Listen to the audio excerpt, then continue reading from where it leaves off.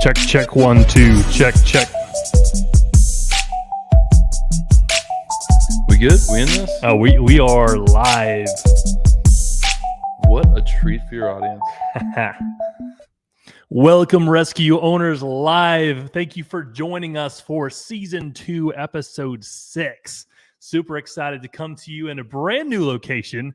We have behind us Truist Park. I know it has many names, but it's the home of your Atlanta Braves, World Series champions. You might have heard of them. I don't know.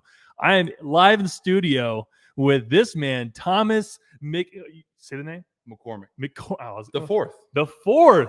Here we go.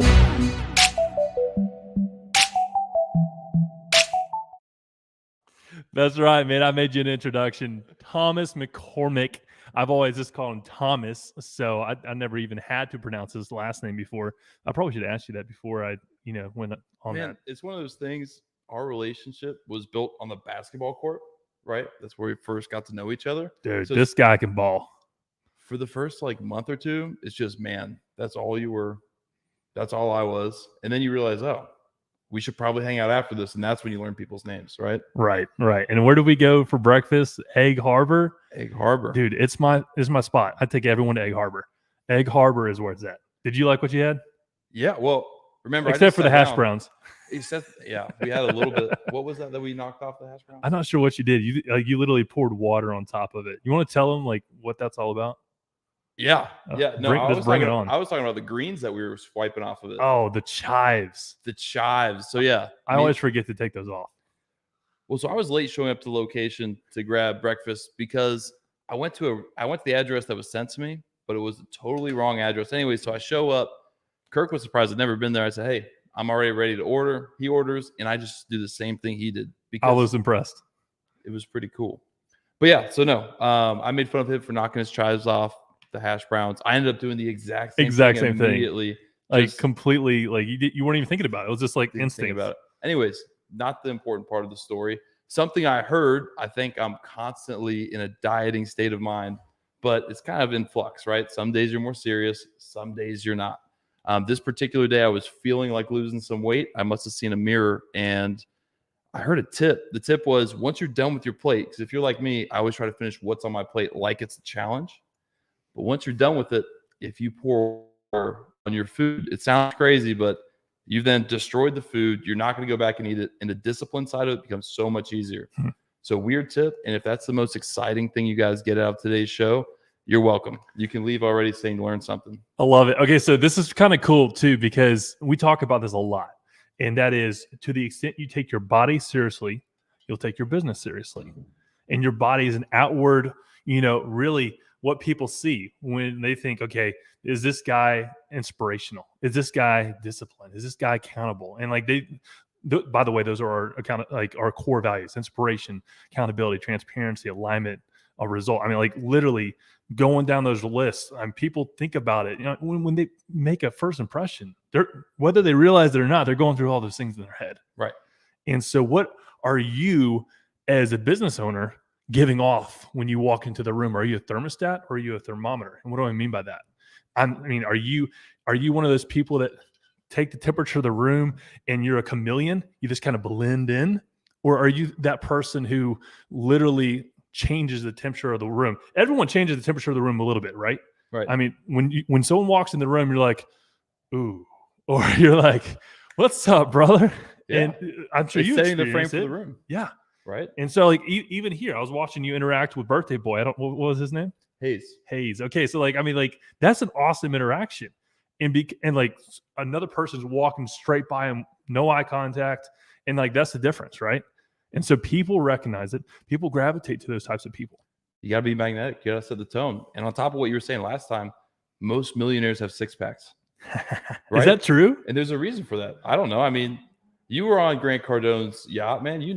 That's true. There were some six packs on that yacht. Well, I mean, for a while, I was trying to market a product that I came up with, and I was just doing all the research. And I think I mentioned some of this to you, but like CrossFitters, if you study the CrossFit community, and I am not myself a CrossFitter, so I learned everything I'm a CrossFitter. Right. Yeah. Big deal. But and people who are CrossFitters will let you know, by the way. Yeah, exactly. So that's why I want to be sure you all know I am not, but just doing the research on this, and this was like 6 years ago, but they said the average CrossFitter, the amount they bring in, their take home is over $130K a year. Like professional CrossFitter? No. Just like a member. Oh, that's, I remember asking you this exact same question when you presented this to me. Thing, okay. So thank you for clarifying it for the audience and me. Right. Well, I mean, if you go in your LA Fitness, you're not going to see. That's $30 a month, right? $30 a month versus potentially $200 a month. Right.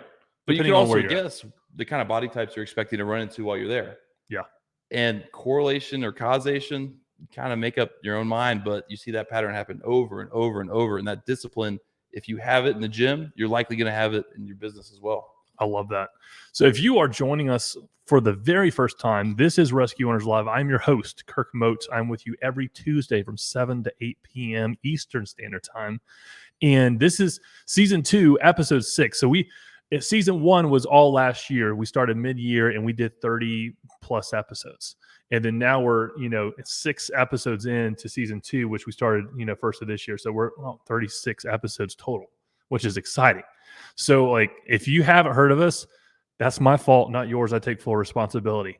But when you're here, I hope you have your notepads with you. I hope you come with your pens ready to take notes, because we're going to be talking about how to grow your business more effectively, efficiently, and profitably.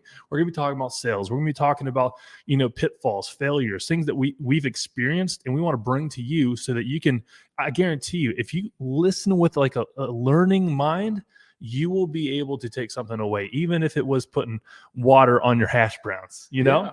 Well, I mean, I think I can jump right off of there and tell you the moment that I thought, hey, Kirk and I are going to be friends for longer than this breakfast, right? So Kirk and I were sitting down and he starts talking about, we both go to church, we're both Christians, but this applies even if you're not Christian, right? As long as you have some kind of belief in a higher being, this will apply to you. And Kirk starts talking to me about the parable of talents, right? And I'm not the kind of guy who goes around speaking about parables or what I heard in church all the time. Kirk was, and I knew that within 30 minutes of getting to know him the first time, right? But he starts talking to me a little bit about this parable of the talents. And if you're unfamiliar with the parable of talents, I'll tell you what it's about. Essentially, it's a parable Jesus taught. And in every parable or story, one person represents God and one person represents the people here on earth. And in this story, there's a master and he's going away for an extended period of time. And he gives 3 of his servants an amount of money, all depending on, their talent level, right? Or what they're capable of achieving. So to the first guy, he gives a small amount, the second guy, medium, the third guy, large amount, all based on what their abilities are. So the master goes away for a while. He comes back and he's talking to everybody. The guy who gave the most money to, he comes back, and I'm just giving you the high level, but he invests. He does well. The master does. Good job. I'm pleased with you. We're going to throw a celebration for you. You're welcome. The second guy comes in, the medium-sized guy, does the same thing. Invests, does well. The master's happy with him, right? Says, come to this celebration, come to this party. It's going to be great. Well, the third guy who got the least amount, he kind of starts by buttering up the master a little bit. He's like, look, man, I get it. You're great at investing money. Obviously, I'm not. So instead of going out and being risky with it, I just hid it away and I didn't lose a dime. And I have all this to return right back to you. And the master actually has a reaction that I think a lot of people would be surprised by. He essentially says, you're wicked, you're terrible, you're cast out, go away. And for most of my life, I just thought that meant, hey, Thomas, be good at investing, be a real estate investor. That's all that it meant to me. But you had brought it up to me at a time in my life where that was so fresh in my mind, because the story that my mind had changed about, what I took from that was, when God gives you a talent, what you're born with, if you don't use it for the better good, then it's a waste. Right? And it's your responsibility to make something of yourself. And he said that third guy who was cast out, the belief is, there's this big celebration going on. And it's not that he's getting cast out or he's never going to get another opportunity, but it's that he hears that party going on in the background. He sees what he could have been. And he realizes because he didn't make the most out of what he was given, because of that, that's why he fell short. And so anyways, you were kind of talking to me about that parable, that story. And that's something for me. I said, hey, that's a real breadcrumb. And then your eyes lit up. You said, hey, we should have our own podcast called Breadcrumbs. I love that name, by the way. Well, yeah. And it's like the Hansel and Gretel story, right? You're trying to find your way back home. You leave small breadcrumbs along the way. But for me, in my conversations with God, I'm always looking, trying to listen, trying to be. I found that my communications with God, at least recently, have little breadcrumbs. It's not a big sign that says, hey, Thomas, you and Kirk hang out. But it's small things like that, like saying, hey, you're in the right spot. Kirk is thinking of the same thing as you have. And I'm sure if you guys watching right now or listening, if you think about it, you can go back to a couple of times where you thought, hey, something just happened that felt right. So even today, sitting down, I don't know what's going to come of this, but I know this is the right spot to be in. And I know that all came from that initial breadcrumb. So I want to say thank you for having me on, man. Thank you for letting us hang out. I'm getting more comfortable. I usually do a pre-recorded podcast. So it's my first time doing a live show. I know as I look beyond the camera, I can see the tens of thousands watching today. Oh, yeah. And the millions back home, right? The millions back home. We all see how much publicity Joe Rogan's getting right now. And I feel like we're going to be celebrated, scrutinized the exact same way. Hey, if you don't have haters, you're not doing something right. Yeah. I mean, think about it. If you are, running through your life and you're playing it safe, you're probably not doing much of anything. No. Measurable, like huge. I mean, and I don't want to you down the person who's called to do a very certain task. But if you are like an entrepreneur, which most people on this call are entrepreneurs, are business owners, and they have this dying urge to build and to grow and to not only be successful, but be significant. And what I mean by that is I got to hear John Maxwell speak live a couple weeks back at the Create conference here in Atlanta, Georgia. Ken Jocelyn put it on. Absolutely incredible. And one thing that he talked about was significance versus success. So often people are chasing the success. And John Maxwell's point was, hey, look, if you chase significance, like making impact in someone's life, success will come. Hands down, it will come. But at the end of your time, back to what you were saying about purpose and talents. I mean, I think it ties in really well, because I'm sitting here thinking, okay, if I am not impacting another person's life, what am I put on this planet for? Right. And I think it's all about relationships. And so every aspect of what you're doing, whether you're a stay-at-home mom, whether you are, a multi-billion-dollar, real estate mogul, anywhere in between, right? I mean, it all comes down to relationships. And if you are not maximizing your talents that were given to you, I'm sure you've noticed this, right? When you step back and you're like, there's a period of your time where you kind of not really maximize your talents, right? Right. And then all of a sudden you're like get super focused. You're like, you know what? I know this is my talent. I'm going to start pursuing this. And you're like, dude, imagine where I would be if I didn't waste that year, that 2 years, that whatever. I mean, it's huge. It's very humbling to me to think through where could I be if I didn't do X, Y, Z. But at the same time, that's part of the journey too. And part of that, at least for me, and we kind of discussed this, is having that shiny object syndrome. Yeah. Right? It's not always necessarily, it's not what you don't do, but it's what you choose to do and what you spend your time with. Yeah. I heard this fantastic analogy by a guy named Brandon Turner. He was the host for the Bigger Pockets podcast. And he tells a story of, the idea is you're on the mainland and you're trying to get to an island. Let's call that island Success Island. And you're building bridges to get over there. And whatever it might be, for us entrepreneurs sitting around the table today, it's, what are you going to try real estate? Are you going to get into cryptocurrency? Are you going to do options trading? What are you going to do? Is it going to be your career? But the problem is you get so excited about all these different things. You put a year's worth of work into the bridge going one direction. That's not as exciting anymore. So you put a year into the other bridge. But at the end of the day, or at the end of a lifetime, I guess I should say, if you spent all that time building that one bridge to Success Island, which for me, I've chosen real estate. Kirk, we know that you've chosen your entrepreneurship. Medical device sales, creating a world where no one dies from sudden cardiac arrest. That's literally our vision. And like everyone, by the way, should have that vision. Sorry, I just like you hit something. I was like, I got a boom. I need the medical device vision. No, I'm saying everyone. Well, you should, right? Everyone should have a vision. Is what I was saying. You can jump on. Like, look at people like Elon Musk. Right. His vision's so big. We're going to Mars, right? People jump on big visions.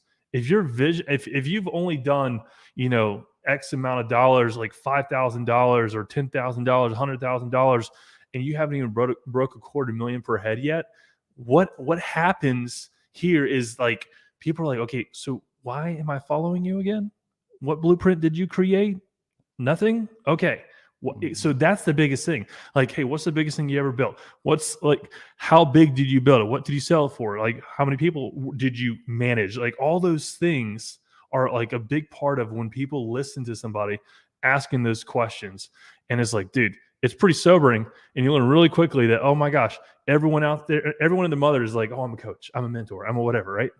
And you just ask some quality of your questions determine the quality of your results. Yeah. And if you just ask some pointed questions, you can learn really quickly a lot about you can sift through the lies. Well, I think 2022 and beyond for a lifetime, I think the number one quality you can have, because all kinds of resources are at our fingertips, is number one, it's to be resourceful, but to be resourceful, it's asking better questions, right? That's the person that's going to get there, because in ancient times, it was, hey, how close am I to resources? Am I smart enough to be able to farm? Yeah. But now none of those are problems, but we're still pre-wired with that prehistoric brain that says, hey, we just need to survive. But at this point, now it's figuring out, hey, how do you stay focused? How do you build that one bridge, right? How are you able to ask the good questions to get to where you'd want to be? Because, I mean, even we were kind of reviewing your start with what you did. And I'm sure everyone watching the podcast knows everything about Rescue Site, but it was just a series of events that you're like, hey, how can I do this better? How can I separate? And you were trying to find that solution. So I think that applies to everybody's journey in one way or another. And those of us watching who have experienced some of that success, I'm sure you have a story that relates. If you are just now joining us, thank you so much. Rescue Owners Live, Season 2, Episode 6. Do me a huge favor. Hit that share button. And whether you're watching on LinkedIn, YouTube, Facebook, whatever platform you're on, hit that share button, because I guarantee someone in your network needs to hear what we're talking about tonight.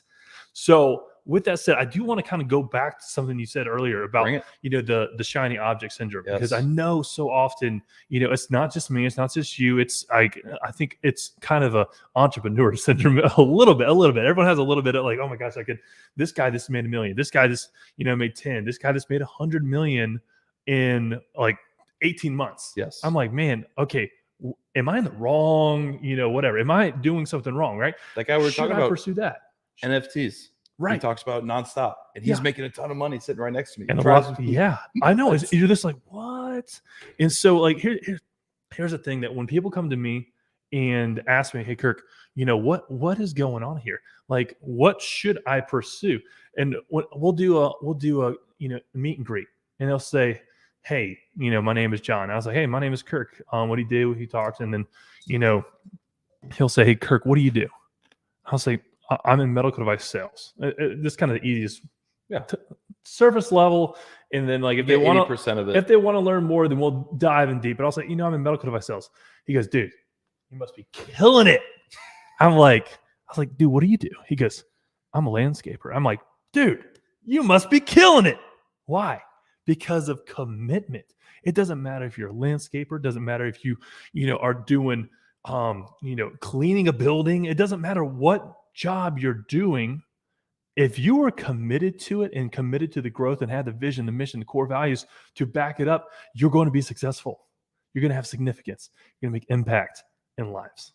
I hear so much B. Dawson in you. Who? B. Dawson. Okay, dude, you're going to have to educate me and the audience. Who is B. Dawson? The guy you turned me on, Grant Cardone's guy. Oh, Brand. Jeez. You said B. Dawson. I'm like, dude. B. Dawson. No, that's just what his podcast was called. Okay. So I just go by Brandon. And just first name. Yeah, let's go, Brandon. I think we're still allowed to say that live. I think we're good. I think we're good. But man, I kind of ruined that train of thought just a little bit. But no, you're good. But I had something to kind of go back to what we were talking about, the shiny object syndrome, that I think now that I'm remembering we were talking about all kind of ties in. Are you familiar with the concept of the OK plateau? Tell me a little bit more about the OK plateau. So possibly. You might be familiar. I feel like I know what you're going to say, but I want to hear it because I know the audience is probably waiting with bated breath. If you can finish my sentence, go for it. But it's the whole idea of talking about commitment and the shiny object syndrome. People talk about just the easiest way to explain this analogy is probably looking at sports. So when people pick up a new sport, or say weightlifting, for example, right? If you go consistently, doesn't matter how many times a week, as long as you're going consistently, going from nothing over the first 3 months, you're going to see dramatic results, right? But once you hit that plateau, which, in lifting, it's literally called a plateau, maintenance, when you just flatline and you stop getting those same kind of endorphins firing that you were when you're seeing results every single day, and you hit what seems to be an apex. Well, at that point, that's where people oftentimes switch. So if you're talking about, weightlifting, maybe you try another sport. Maybe you say, all right, well, now I'm going to try Krav Maga or jiu-jitsu. And you go, and the first 3 months you do great, and you're learning something new every single day, but then it flatlines. So if you're thinking about a graph in your mind to paint you a picture, it's just, kind of go straight up, then makes that same kind of plateau. But the reason people keep jumping for that shiny object syndrome, and you relate this back to entrepreneurship, talking about me looking at the guy, in the cubicle next to me doing NFTs, I bet you if I got into that world, I would learn a whole lot about it over 3 months, then I would hit a top. I mean, I kind of got caught up in that in options trading, right? During COVID, everyone was at home. Robinhood was big, and I got caught up in that. I learned a lot about it. It was really exciting, really fun. Then I realized Robinhood. That wasn't me. And that was exactly what we're talking about building these bridges to the success island. But when we really find success as an entrepreneur is when you're able to get through the monotonous times, right? When it's just the very boring task. And that's when you really try to start finding those breakthroughs, and you're able to, this is where I have to be in business, what I'm doing. But being able to stick with something is so much powerful due to just compounding, right? Spending more and more time seeing those results. But everyone's going to hit that OK plateau in anything. That's relationships, business, you name it, finances, it ties in. Love it. So I think one thing that we kind of forgot and we skipped over because we know each other well enough that we just were just starting to talk. Can you give the audience? Yeah, can you tell the audience a little bit about who you are, what you do, why you do it? So my name is Thomas McCormick. I'm Thomas McCormick IV, meaning I was named after my father, his father before him. Great uncle. It goes back. So I have Jesuit priest, a chemist. My father, which I've given trouble for sometimes, a lifelong recruiter, but real estate investor as well, right? I'm still kind of creating my story on the way, but I did take my dad's advice. So I grew up being raised by, a great family. My mom, my dad instilled that entrepreneurial seed within me. And then I built up a business when I was in high school because nobody told me no. It's just one of those things that kind of made sense. So I started building up a business. I went down to what we call the Harvard of the South, which I'm sure you all are nodding your heads, is Georgia Southern University, the directional school that everyone's dying to get into, right? So anyways, I go to Georgia Southern, and it comes to a point, I joined forces with my best friend building up this company, Grain and Grit. And, it was impressive what we did for our age, right? We learned a lot more lessons than we brought in revenue. But we got to a point where we had to decide, look, do we want to continue pursuing this business or do we want to graduate college? And we both decided, you know what? We were both raised by conservative families. That's all we knew. Said, let's graduate college. And then something you and I had a laugh over is my dad being a lifelong recruiter. At the end of college, he sits me down and he said, look, Thomas, everybody hates their job. You just have to find the employer who pays you the most to hate it. And that's all I knew. So That's And listen, Wow. I already see that you have a lot of thoughts there. This is my story. We'll get to the end, then we'll unpack it all. We'll unpack it all. And that's all I knew. That made sense. I had a fantastic opportunity that I took with waste management. So I worked at waste management for 5 years. From my entrepreneurial experience, if any of you guys have been an entrepreneur, whether or not you succeeded, and then you try to go into a corporate role, there's a real clash, right? Because it's a very defined role that you have in corporate America, but in being an entrepreneur, you have to wear all kinds of hats. So I was kind of trying to do all different kinds of things that they hadn't seen before. I wasn't hitting the metrics they were looking for, still being very successful, but it wasn't predictable, right? So I had an opportunity. COVID comes around.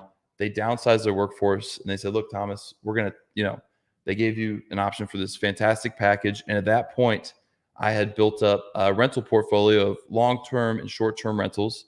I was living for free. So I was doing something called house hacking, where you rent out either rooms in your house, or maybe you live in a duplex. You rent out the other side. They pay your mortgage, allow you to live for free. Well, in my case, I renovated a single family home. One side was a luxury Airbnb. It was paying for me and my family. So I have 2 daughters. I'm a father. I have a 4-year-old Parker and a 2-year-old Charlotte. And so I'm a girl dad. I took a bet on myself for real estate. I said, hey, we're going to go all in real estate. We're going to go full tilt. Around that same time, and this is before, there was a period where COVID wasn't super serious. I don't know if you guys remember that. We're not allowed to say the C word, I don't think. Don't let that throw you off. I just didn't want it to hit replay multiple times. I started saying literally. I had a production guy a couple weeks ago who was like, "You're on YouTube. You're on YouTube, Facebook." Right. So we call it the vid, the juice. No, wait, that's the vet. Anyway, we'll just steer it away. We'll still get the story. I don't know. We can come up with our own vernacular. How about that? Like, just come up with your own word, and we'll all know what that means. I'm gonna have to think on that one. Okay. I have to think on that one, but I'll let you know. So there was a point where, I jumped off. A book had just come out. It was called Bidding to Buy. And Bidding to Buy was a book by 2 gentlemen that I look up to, Aaron Amuchastegui and David Osborne. And it was a book all about doing foreclosure properties, how to purchase foreclosures, how to renovate them, flip them, buy and hold them. And what was interesting to me, and I'm going a little bit over just introducing myself. But no, this is perfect. I know they want to hear all about this. Okay. Yeah, you're good. It's kind of bring you up to speed. And look, I could do a whole nother episode on parenting and being a father, and that's certainly going to come in here. And I don't mean to gloss over that. My girls are the most important thing in my life. But I figure instead of just talking about my family, right now it's talking about my entrepreneurial journey and real estate, how we got there. And my family, like I said, ties into that. Anyways, I'm reading this book about foreclosures, and the biggest issue in entering the game of foreclosures is you have to buy properties all cash. At the time, I didn't have all cash to be buying properties on the courthouse steps. And that's actually how it works if you're not familiar with foreclosures. If you don't pay your mortgage for long enough, foreclosure is a legal process. Somebody literally stands on the courthouse steps in your county. For me, it was Cobb County here in Georgia, and they auction off homes, but you need to pay cash there on the spot. No mortgages, no loans. Well, that disqualified me, right? I thought, okay, that was a really cool idea I had. Way to go, Thomas. You had a bunch of drive. This is where you hit that plateau. What's going to happen next? But they say something interesting in this book that stuck out to me. They said, if you want to build a track record, without a track record, you need to call your shots. And by that, what I mean is it's just like playing pool, right? You say, hey, that pocket, then you do it. Or it's like shooting a basketball and calling a bank shot. What I was doing is I was tracking foreclosures for a while, and I was saying, listen, here's this property, here's how much it's going for sale for. I would drive to that property. I would get, and they're locked up. It's kind of like storage wars, but with real estate. So I'm getting the best idea of what they would sell for. It's called underwriting, when you kind of figure out, hey, what's going to cost to fix up? And then ultimately, what is your ARV or after repair value? So I put all those numbers together, and I just started releasing spreadsheets and YouTube videos. And the reason that the YouTube videos were significant is they're all timestamped. So I was calling my shots. I was doing all my research before these auctions were ever happening. And I was calling the shots that would later happen 3 to 6 months down the road. But I built up some consistency doing this. All the while, I was sending these videos to the authors of the book. And I didn't think anything of it. It's just something you did. Sometimes you just take shots. You don't think something's going to happen. And eventually, Aaron responds to me and he goes, hey, man, are you making these videos for an investor or how does that work? And I said, well, no, I'm building up to make a track record. You said in your book, and I kind of repeated back to what he already knew, which I'm sure he was just nodding to. And he goes, well, look, you're literally running my system to purchase real estate. Why don't I do the funding for you? You keep running my system because you trained yourself reading the book, and we'll partner like that. Well, as we know, the juice, the vid, whatever you want to call it, that hits real hard, wreaks havoc on the foreclosure market.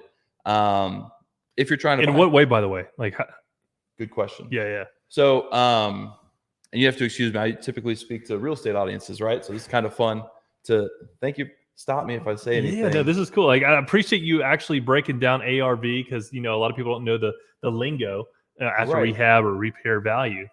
Yeah. So yeah, that's great. No, like you're killing it, dude. Seriously, in a good way. Good. All right. So what ended up happening when the vid hit is the White House released moratoriums. And what a moratorium is, that's a big word, but it essentially means, hey, the government's stepping in. They're saying a mortgage company, like, you don't have to pay them for a certain period of time, but they can't take away your home. So they're stopping the beginning of a foreclosure process. And let me be clear, this is a good thing. It keeps people in homes. To give you an example, when Hurricane Katrina hit, right, the last thing that we need people to worry about, losing their home, right? They're trying to feed their family. They're trying to protect themselves, but they still had payments due, but that's where the government steps in.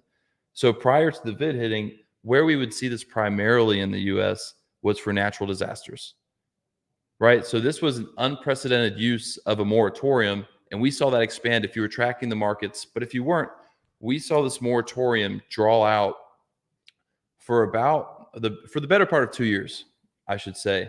And what that ended up doing is, you can imagine, people are staying in their homes. Again, that is a good thing. If you're in real estate and ever want somebody to not have their home for you to profit, there's something wrong with you. But, at the same time, there are houses that somebody passed away, right? Somebody passed away and it's just a vacant house, and it's homes like that still need to be sold. So there was a huge stranglehold. Remember, I had just left my cushy 401k, Fortune 250 waste management job to go all in. And I was ready. I was working with the author of the book that I considered to be the Bible in terms of foreclosures.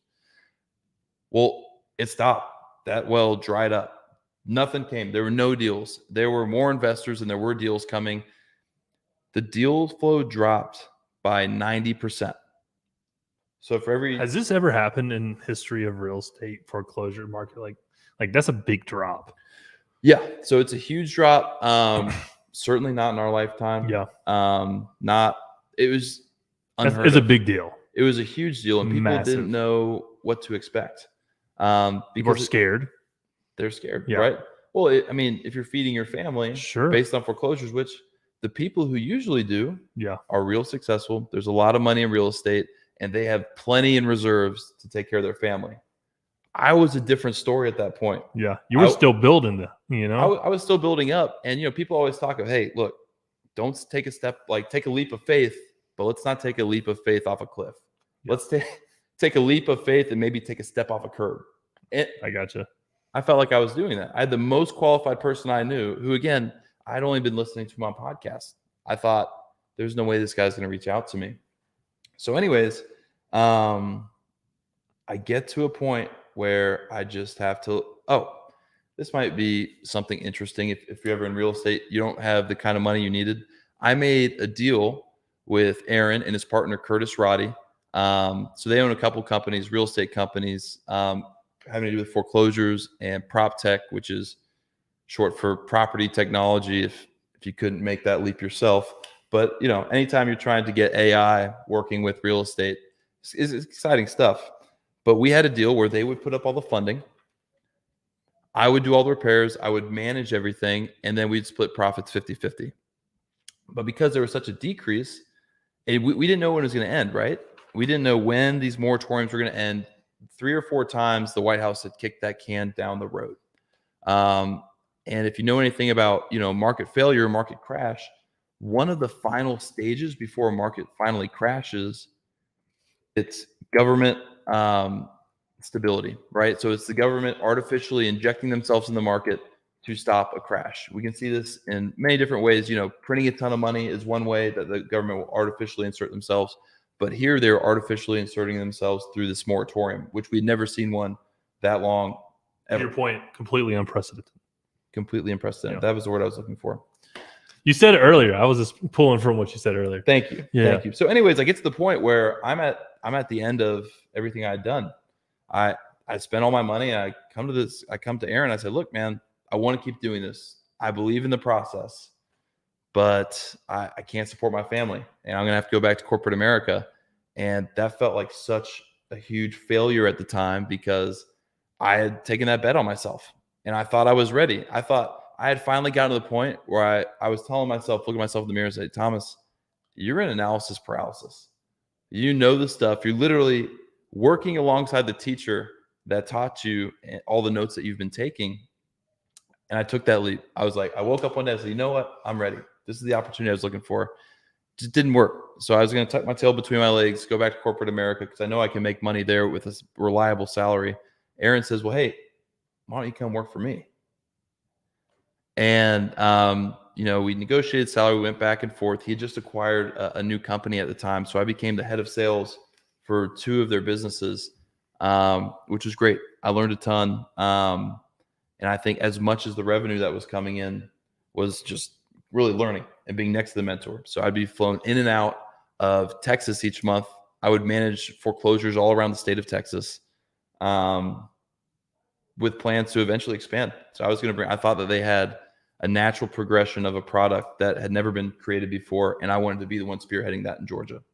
That was always our plan. So anyways, that kind of leads to where we are now. So I'm still in the exact same realm, still working in prop tech. And I've seen a totally different side of the market. And anyways, I guess to sum it all up, the reason I chose real estate is because I was told once, real estate is the easiest way for an idiot to become wealthy. I remember you telling me that. Yeah. And I'm not and you're like, I'm not an idiot. And yeah. You're not an idiot, right? So you told me that over breakfast. I was like, dude, that's hilarious. I think I wrote it down. I mean, that's really good. It's the truth. And the other thing is, not all wealthy people became wealthy through real estate, but all wealthy people own real estate. That's true. Right. And so there's a proven path. One of the lessons I learned from being an entrepreneur was you had to go in a bunch of areas that were unproven. Of course, you try to take paths that are more well-traveled, but you take a lot of bets. Right. And sometimes it doesn't work. And that's just part of the learning process. That's the Thomas Edison learning 99 ways to not make a light bulb. And that's okay if you're just supporting yourself. But when you add 2 young daughters into the equation, that wasn't a risk I was willing to take for my family. I love that. So like to the point of entrepreneurship, I mean, you kind of hit the nail on the head. The definition is sort of, taking greater than normal risk. That is the definition of an entrepreneur. And that's why you get paid so well. Right. Or that's the idea anyways. So a couple things, I just kind of want to unpack a lot of things. You talked about call your shots and, basically kind of building up goodwill, if you would, or this kind of being consistent and whatnot. How long? Because I think so often people are looking for that get rich quick scheme, which doesn't exist, by the way. No. And sure, there's always that lottery winner that makes people think, oh, it's possible, right? Reality is it's not going to be you. No. And so what that means is you need to have processes, systems, and, vision, mission, and core values in place. How long did it take you on the, calling your shots before you got to the point where you got the job offer from your mentor? From the mentor, yeah. So I would say it wasn't as long as you would expect, but the real time that went into it was the learning, like how much I had to know to feel comfortable with myself to put myself out on YouTube. If you're going to go out and talk or put yourself live where people can watch you over and over and over, there's a reason people are afraid of doing video, right? So I talked about analysis. You can't lie. I mean, there's no hiding behind it. No. There's some cool filters nowadays. I don't know how to work them, but trust me, I can tell you about some dates I've been on where I could prove you wrong with the lying. But but no, so anyways, the level of content I think that I was able to make and how detailed I was getting, I think that's kind of what caught his eye. It wasn't just like, no, I read this, let's spend some time on it. I had created a business around it. What I didn't mention is one of the very first guys who was the contractor I say contractor, the GC for Zillow. He oversaw the entire United States, later for a different company, but he partnered along with me, right? And it's that idea of, you know, if you want to go fast, go alone, but if you want to go far, go together. And I just read a book at the time that was called Built to Sell. And I don't know if you've heard of this book or not, but it's the whole idea that you want to start with your end goal in mind, and you want to be able to create that revenue while taking yourself out of the business at the beginning. So I thought I was doing everything right. To answer your question, this is the scenic route to answer your question. I love it. I love scenic routes, by the way. Good. But I'll land the plane here for us. It was about, I want to say 6 months worth of content that I was making. And that was 6 months, half a year going unpaid, that I was making this content, pushing it out.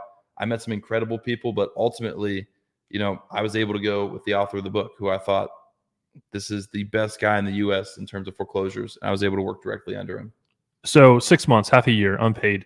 I mean, look at Jeff Bezos, Amazon. It took him 7 years to break even.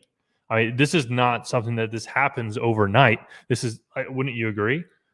People oftentimes compare me to Jeff. Yeah. Go way back. No, I agree. It's not. And that's the plateau we were talking about, right? Nothing exciting was happening. I was looking at the same crummy houses over and over and just getting my head bashed in when I was seeing the bills. I'm like, something's not adding up. Something's got to change. Something's got to change. And listen, as a business owner listening on this call, one of my KPIs, key performance indicators, which I believe every single person on this call should have this as a personal KPI, and that is receiving job offers. Because what that tells you is that you're doing a job so well that they're scared. They're like, man, I want him or her on my team, not working against me, right? So if you start getting job offers, you know you're onto something. So I would highly encourage everyone here on this call, if you're listening in, like, make this one of your key performance indicators. How many job offers do I get in 2022? Without putting out any sort of anything. Like, just straight up, hey, would you consider working for me? That's a job offer, you know? So that's kind of opening the curtain behind, you know, some of my KPIs. That is a personal one of mine that I keep track of. And I think it's extremely important because it tells me that, hey, I'm on track. I'm on to something that's going to be big. Are you comfortable sharing what your number is? So this year or last year? I'll take both. We have time, right? Yeah. So far this year, I've had one. Okay. Which was like extremely humbling, right? I mean, it's like when someone comes to you and says, hey, Kirk, what is it going to take for you to come work for me? That was literally their exact words. I'm like, I was driving at the time. I was like, hold on a second, let me pull over. I was like, this is a big deal. And so I pulled over and I was like, can you say that again? Right. And so, and again, like, there's going to be ways for, you know, people like myself to work with other people. But when you have a very specific vision, mission, core values, to your point, if you want to go far, you work with other people, right? Like, what's the word I'm looking for? Collaboration is the new currency. And so I highly recommend, if, you know, people think about, oh man, I have to have 100%. Oh, I have to be the only owner. I have to whatever. Like, don't put yourself in that box. If there's an opportunity to partner with someone that can grow your business, why not? Why not? Yeah, it's the whole idea of 100% of nothing's nothing. Right. And like, I mean, even like, I don't know the exact numbers. I heard an interview with Jeff Bezos. I think that's why I have so many Jeff, you know, Bezos comments. But he's like, I think it was like 18% he owns of the company, or 28%, whatever that number was. He's like, and they're like, dude, Amazon's worth this much. He goes, yeah, but that means I have created X amount of wealth for other people. Like, talk about an impressive response to, oh man, you're worth this much. It's like, guess what? I've created this much amount of wealth for other people. Oh man, it gave me chills. I was listening to a clip of an interview from Nick Saban once. Okay. And they were getting on his case. And look, I'm a high level guy. If you want to talk real estate, if you want to talk my deals, we'll crunch the numbers. But the high level of this was back when Nick Saban was by far and away the highest paid head coach. And he said, do you see those stands every Saturday? Do you see the new enrollment fees? Do you see what we've been able to increase tuition? He said, I'm bringing national championships to the school. Do you think it's worth it? And he came up with the number, right? He was able to say, I'm bringing this much. And the truth is, as long as you're paying less than that, they're worth it. Yeah. Yeah, no, I would agree. It's know your value. And when anyone comes up to you and says, dude, why are you, getting paid this much? I was like, well, results don't lie. Right. And like Nick Saban, for those of you who don't know, is the football coach of Alabama. And like incredible history and massive success. I mean, if they're not winning a championship, they're as close as humanly possible. And this traditionally over the past several years, this very impressive coach. And the thing is, it's tells you that it's leadership. It tells you that there's a process. It tells you that there's a blueprint, because he's getting new people that, athletes that he's having to work with every single season. It's not just athletes, it's the coaches too. And coaches. So you have turnover on athletes, you have turnover on so what that tells you is, guess what? He has a system, he has a process, he has procedures to get a certain results, and it works. Why not for business? And that's what this whole, Rescue Owners Live is all about. We bring people like Thomas on to talk about things that he's done, things, why he did it, how he did it. And it's really exciting to me to, be able to provide this 100% free, because we want to be able to literally, I guarantee you, something that you're doing right now, someone else has already done it and has experienced the exact same failure or success. How would you like to have been told on the front end to leapfrog where you could be? So Thomas, man, I can't thank you enough for joining us here tonight. And by the way, this is his location. All right, this is at his office. Listen, it's all of Braves country. Right? Let's go. It's all of us. But hey, I'm going to throw a quote or an idea past you. I want to get your thoughts. Okay. What if I told you that every failure in your life has been the result of a breakdown of a system? Would you agree with that? Every failure in life is a result of a breakdown in a system. Break that down for me. I literally just asked you to do that. You just throw it right back on. Bro, this is your quote. It's not my quote. It comes from Josh Dorkin. Okay. He's the founder of Bigger Pockets. But when he was talking about it, it was not fair that I just threw that at you, because I remember hearing that and I thought for a week on this. Yeah. And it's the idea. Imagine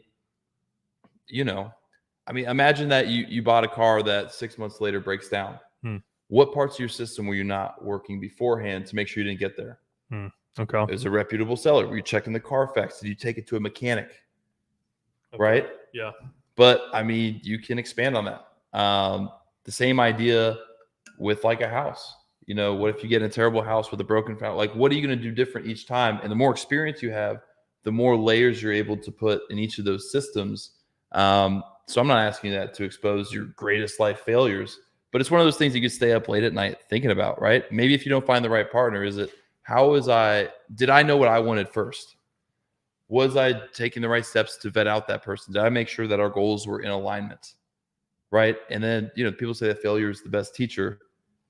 So that's kind of what I took out of the whole thing, is thinking, hey, is there a breakdown in a system somewhere that caused a result that wasn't desirable? And it goes far outside of business. Business is where it's probably going to apply first in everyone's mind.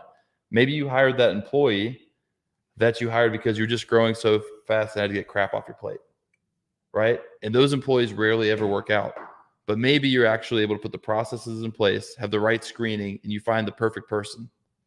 And instead of waiting 3 years to fire somebody you should have fired in 3 months, you're able to get the right person because you put the right system in place.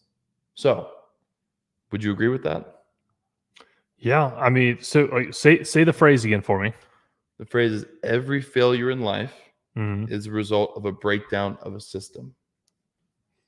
Every failure in life is a result of a breakdown in a system. I don't want to say the absolute, but you make a very valid argument here. I can't think of like an exception off the top of my head. So it's very valid. We got some time. Think of a football play too, right? Yeah. If someone misses a block, you're getting tackled. You're not scoring the touchdown. Right. So it's just something that the more I ran it through, my mental process at night, you might shoot me a text later and be like, dude. No, that's a great question. I mean, it's a great phrase, and it definitely makes me think. Okay, is there any exception to this rule? Is there a case where I failed and it was because it wasn't because extreme ownership. Like I always take responsibility for my actions and even things I can't control. Because guess what? Say you got in a wreck. Well, if you left on time, you wouldn't have had that wreck. If you left, you could make all these arguments, right? And so it's like taking extreme ownership and committed to, hey, I'm responsible for every result that comes from my actions. You came to that conclusion so much faster than I was able to when I first heard this. It really comes down to your responsibility, and are you responsible or willing to take responsibility? Because if you're willing to take responsibility, then the answer to that question is yes. Yeah. Right. And it's exactly what you're saying. It's the person crossing the road when they had the crosswalk light on, they're able to, and you still get, slammed by a car. You could be dead right. See what I did there? But I mean, even though by law you're able to cross, then you're still responsible for what happens in life afterwards. Yeah, you could be 100% right, and in the case of your crosswalk situation, get run over by a car, you can be dead. Yeah, and I mean, this was a lesson I said family would kind of layer into this, but it was an interesting lesson when I taught my daughter Parker when we're crossing the road. Any road, you say look left and right. Mm-hmm. You say, hey, when you see the white walking person, go across the road, like that's the walk sign. But I would stop her and say, did you look left and right? And she asked why. And I began to kind of go into some of this. I'm like, you know what, baby, just look anytime you're going to cross asphalt. So yeah, that's so smart because regardless, I mean, I do this today. Like when I come up onto an intersection, yeah, I could have a green light or whatever. I'm still looking. And by the way, that's how police officers are trained too. Like that, like if they have their lights on and they're coming up to an intersection, even if it's green, they're supposed to slow down and because something's out of the ordinary, right?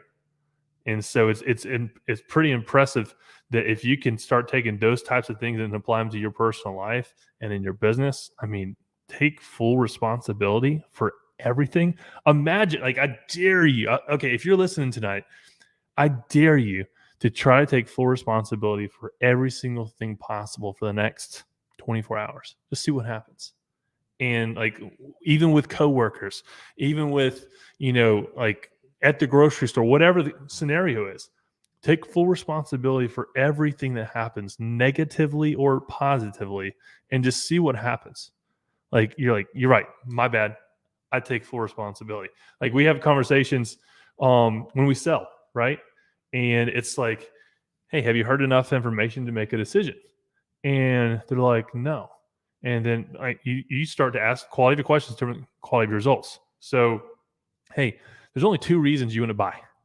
You're not the decision maker, or you don't have the wherewithal. Which one is it? And then you're going to get an answer.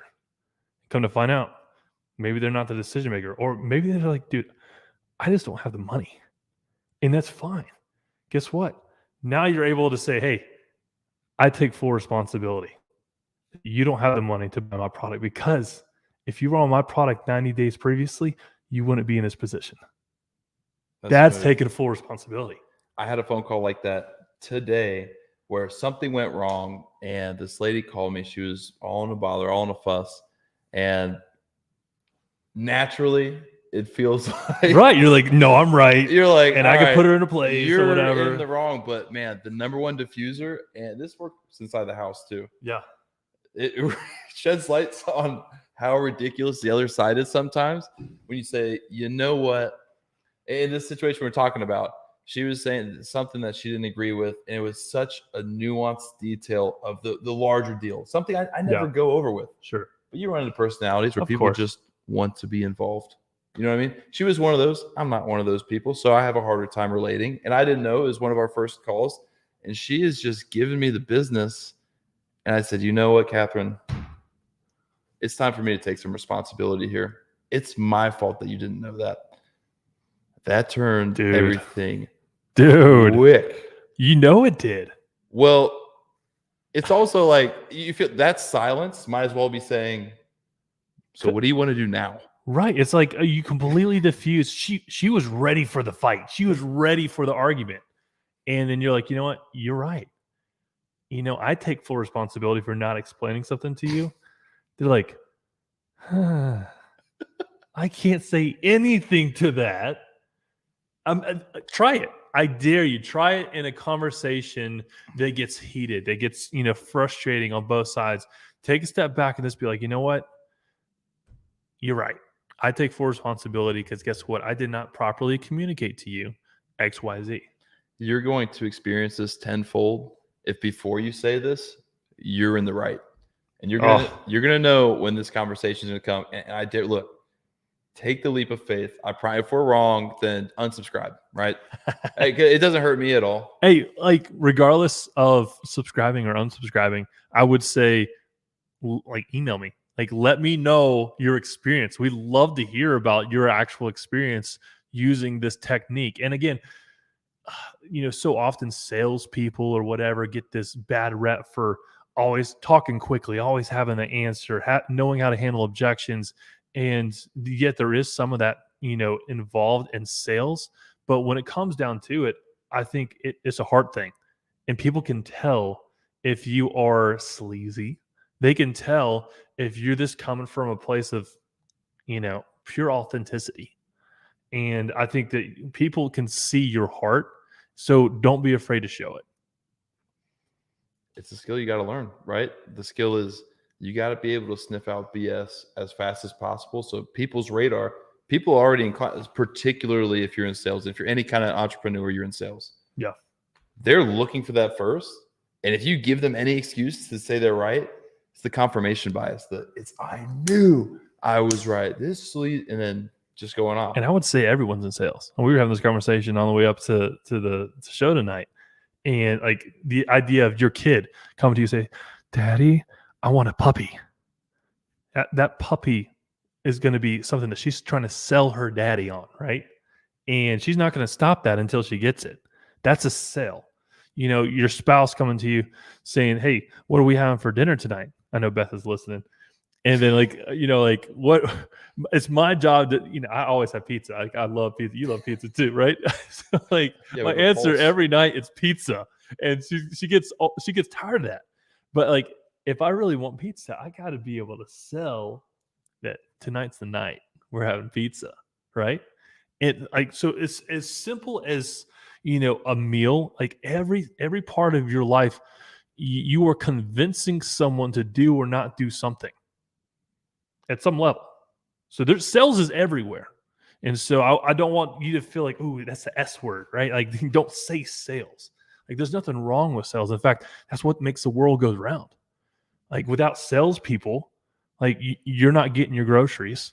Without salespeople, the house that you live in doesn't get the electricity, the gas, everything that needs. It revolves around salespeople. So there's nothing wrong with sales. And that's my little soapbox for the night. It's all right. The other thing that kept me up was the same conversation that I heard. The first thing was everything you see, touch, look at, it was sold at one point or another. Yeah. And unless you're in the middle of a forest, the trees we can see from where we're sitting.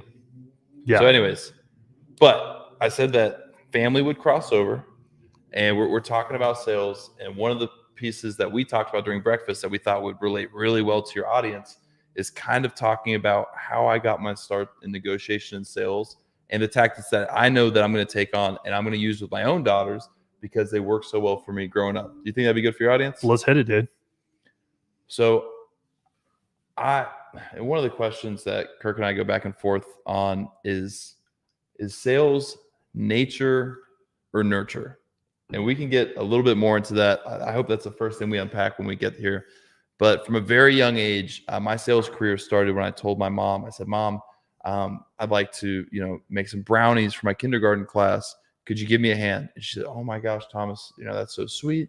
Is it somebody's birthday? Did somebody get an A on their test? Which everyone gets an A in kindergarten. I don't know if you know this. I didn't. I don't have kids, so you're schooling me. Just know, man, you did great in kindergarten. All right. So anyways, my mom's baking these brownies and, still a little bit confused while she's making them. And she shared the story with me in the past 5 years. And she goes, you got them all ready? You said, Mom, this is great. And she said, all right, well, why? Why? It's very sweet you're making these. I said, well, I think I can probably get at least a nickel for each of them. And I have, I don't know, 20 kids in my class, Mom. That's a lot of money. And so my mom, being the sweet woman she is and loving me as much as she does, she sent me to school with the brownies, a sack of nickels, and a note for the teacher because, as a kindergarten, you can't read. And it explained exactly my plan. Say, please hand out these nickels to all the students in class. And sure enough, that was my first sales success, right? Little did I know I was set up to win the whole time. But as I got older, a story I like to tell, I really cut my teeth in terms of negotiation at Turner Field. And for those of you who aren't local to Atlanta, for those of you who don't know anything about the Braves, Turner Field was the stadium that the Atlanta Braves had before they had the beautiful one in the background. And my dad told me, he said, Thomas, there's not a concert, there's not a football game, there's not a baseball game, there's no event that I won't pay for you to go to, which sounds awesome, except it's followed by a but. He said, but you need to negotiate this, and we would come up with a baseline price. Usually we'd take a quick look at the box office, see what those tickets were actually going for, and if I could scalp at a 40% discount, my dad would buy for the tickets to get us into the game. And, my dad and I are just kind of people we're able to get into. It doesn't matter if we're in the nosebleeds. The only time I've really had great tickets is when I did a great job negotiating with scalpers, right? And this is something that I don't think our children are really going to be able to experience because now we've gone all digital. And trust me, because I've tried to scalp. Prop tech. Everything's tech. Everything, yeah. If you weren't following me, tech is short for technology. In case you're wondering. So anyways, it was crazy because one of the things that's funny about scalpers at the time, if you could take yourself back, close your eyes about 10 years, is scalpers typically worked 2 jobs. And scalping was usually their secondary job. Their primary job was usually dealing drugs. And that's just the way it is, right? And I could say that because, like I said, that's where I learned negotiation. But I would walk out, and I was this 11 or 12-year-old kid, and I was talking to these scalpers, and I was doing all the classic negotiation tactics. I would flash cash. I would say, hey, I was really trying to, get in for this much. And my dad would teach me all these classic negotiation tactics that a lot of them didn't apply at the time. So I was learning through trial and error. And I would be like, oh, okay, so you can't do this, but do you have like a boss maybe who might be able to approve this? And these scalpers they wouldn't even have to look up. They would look right over me because I came chest high, and they would look at my dad standing behind. They're like, we know you're funding the deal, man. Like, what's going on? And he would always say, no, he's running the deal. And he would allow me to run these deals. And what I think some of the most powerful things to come from this is, well, number one, I learned, I think some of the most painful lessons for me as a child at that time, but also ones that have kept with me for life. If I didn't get that discount, we walked away. It wasn't like a way to go, sport. Like, you did great. We're getting full price tickets anyway. Like, we walked away. We went home. We weren't doing anything that night. We do our best to catch the event on the radio, but we'd missed the first bit of it. That part of my life went so far as I had been doing negotiation, like scalping tickets for so long. The Atlanta Falcons played the Patriots in 2016 down in Texas. I didn't have tickets to the Super Bowl, but I bought my flight, and I said, I'm the best scalper I know. Like, I'm the best negotiator I know. So I went down to the Super Bowl, and I showed up 2 hours before the game. I figured that's probably enough time.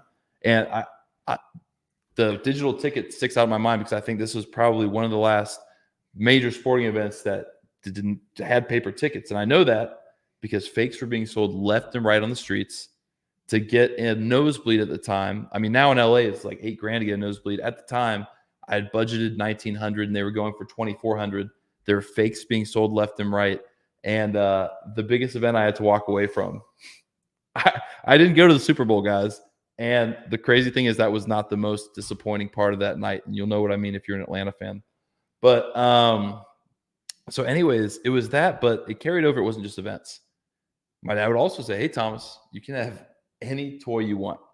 Anything. Go into KB Toys, go to Toys R Us. You can have whatever toy you want. But you got to get 30% off. And quickly, that teaches you to learn what a decision maker is. Imagine me again, 11, 12 years old, going up to a cashier who's a high schooler, just trying to get minimum wage. And I'd be like, listen, I get that this says $25. I was really only hoping to spend between, I don't know, 16 to 18. The old silence trick, whoever talks next loses. Didn't matter because I was losing in all these situations, right? But you're still trying it, right? I mean, all these work in business later on. But those are lessons that 100% I'm going to pass along to my daughters, because I learned the lessons of walking away. I learned what a decision maker was. I learned how to negotiate. The last successful scalping thing I had my young cousin with me, came in from Indiana, and I was an adult, had, plenty of business experience. And, he was in high school and he was standing next to me. And again, the scalpers are kind of rough, not a crowd he was used to dealing with. I mean, this is my bread and butter. Like I love it. And we had like $20 to get 2 tickets, and they're asking 40 each. And I mean, here's a lesson for you guys out there. If you're negotiating and the first number you throw out, you aren't embarrassed about, you're not going low enough, right? So, I mean, I love that. I love that. It's the truth. And I had $20, so I'm starting at 15 because I was embarrassed to say 20, but I needed some room to move. And he said, bro, don't stop scalping. Stop it. Let's just not go to the game. He wanted to go home. And after we just talked to somebody, and they had, called me every name in the book. And I said, Brendan, watch this, dude. I said, let's walk away. It was okay, dude. And he's honestly a little bit relieved that we're leaving, kind of disappointed he's not seeing the Atlanta Hawks play. And I go, hey, Brendan, is he following us? And he goes, yeah. Why? Is he going to kick your butt? Like, what? He's giving you a knuckle sandwich? I go, no. That means the deal's still on. So he came, we closed the deal. It was like from a movie, but that day he was sold. He just didn't know it yet. He was sold. Yeah. I mean, it's just little cues like that. And all that stuff still happens today, but it's all digital, right? Yeah. You can read between the lines in an email or a phone call or a text message or in person. It might not be as obvious of signals as somebody, a street vendor or a scalper, but yeah. Everything's negotiable. Well, they say life's not what you deserve, it's what you negotiate. Ooh, I like that. It's true. And so this is pretty cool. Brandon Dawson's wife, Natalie. So she she was on a podcast recently, and she mentioned that, she did the 20% challenge. What's that? Basically, everywhere she goes, she asks for a 20% discount 3 times. Not once, not twice, but 3 times. Ask for a 20% discount. I'm hearing you, but how does that work in practice? So what's something you're going to buy? We're going to go get pizza after this. Okay, so tonight we're going to go grab some pizza, and we're going to say, hey, is it possible that we could pay 20% off? And then we'll ask them again. We can be creative in how we do it. But essentially, it's just the idea of when someone asks, like, say, hey, Kirk, can I get 20% off? Say something to me. Just say it. No. What do you want me to say? I'm not following you. Okay, sorry. You asked me, Kirk, can I get 20% off? Hey, Kirk, can I get 20% off? No. That is a reactionary response. You're not going to get anywhere with that. Now what I'm going to say is, hey, now I'm you. I'm going to say,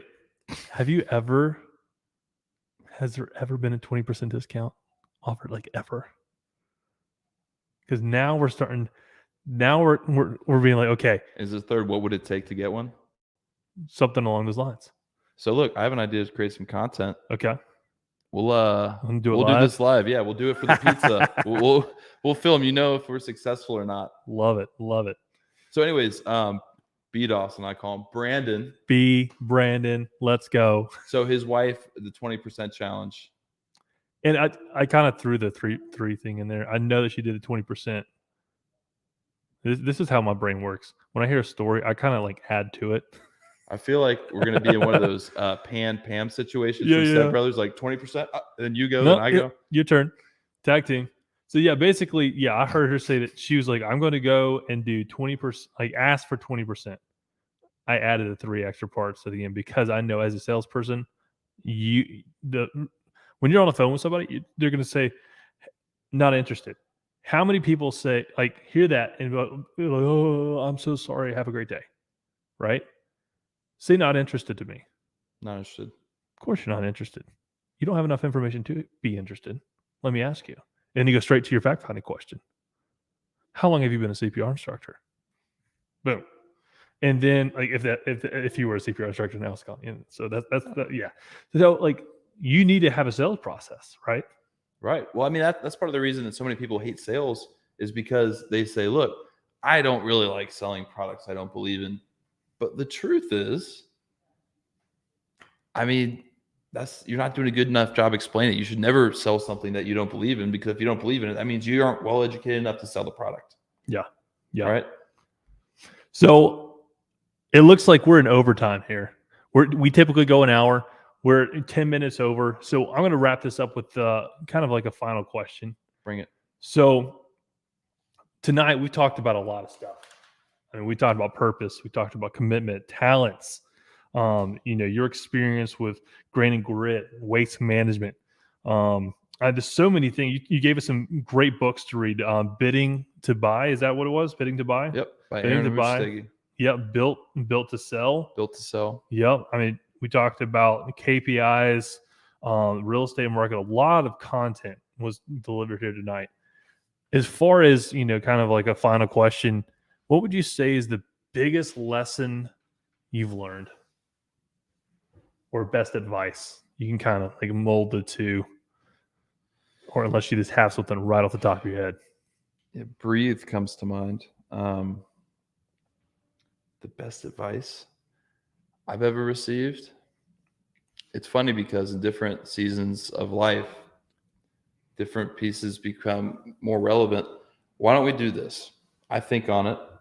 You answer the question, and by the time you come back around to me, it's really because I've gotten a bunch of great advice from people a lot smarter than me.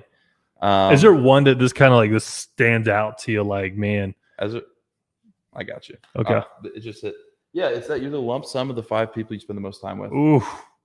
If you're taking notes tonight, write that down. You're the lump sum of the 5 people you spend the most time with. And do we have time to elaborate? Yes, please explain. Okay. So the concept behind this, and it's something that commonly gets talked about, but I really like digging into this because I think this has application everywhere in life.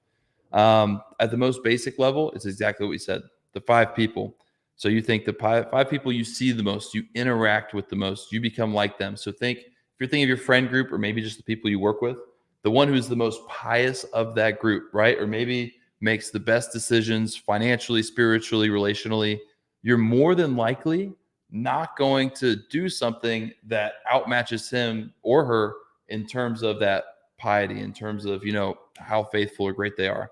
On the flip side of that, your friend who's the worst influence on you, it'd be very surprising if you went out and did something worse than that person. But it also presents a problem, right? The problem is we don't always get to choose the 5 people that we spend the most time with. If you're still living at home right now, it's your mom and dad that you see most often. If you're in high school listening to this, right? Or if you're, if you have roommates in college or whatever it may be, maybe you have coworkers that you end up working with. There's a lot of great advice out there about, firing some of that top 5. And so that part makes sense to me. It's like, hey, are there people I shouldn't be spending time with? Then yeah. And think about it, make the more successful people you surround yourself with.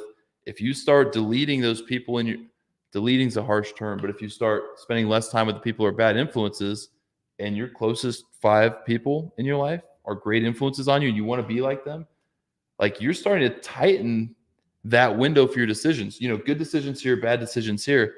But if the quality of people you're with becomes such a tight window that every decision you're making matches what they do, it's the idea. If you hang out with, fit people, you're probably going to be fit. Right. But for a period of time, I was not able to choose the 5 people that I was spending the most time with. And the idea of, hey, why don't we, fire or start spending less time with these people? That made sense to me, but who do you replace them with? Because somebody's going to fill that void. And for me, for so long, I have a thirst for knowledge, and I was replacing those 5 people with different podcasts I was listening to just to fill my mind with knowledge, and they became some of those 5 people. I believe in this concept so much that I went out and I started my own group. We call it Alpha Summit, and we do trips around national parks around the U.S. And to expand upon that group, everyone who's invited gets to invite their most influential friend on that trip. And that way we're able to, you say network, but also grow and fellowship together. So the best piece of advice, or maybe the most applicable piece of advice I've ever gotten, is that you are the lump sum of the 5 people you spend the most time with. Wow. Absolutely incredible, dude. I love the advice. Thomas McCormick. This guy brought it tonight. We went into overtime. I hope that you were taking notes. And listen, we are here every Tuesday from 7 to 8 and sometimes some overtime like tonight. Getting all choked up over here, man. Wow. Sorry, Thank man. you, man. Do you want me to take us out? Yeah, you just take us out. All right. So let's see. Yeah, that's both of us still looking good. Oh, yeah. I love it. So for Thomas McCormick and for KIRK Mote, we're signing off and saying we'll see you next Tuesday.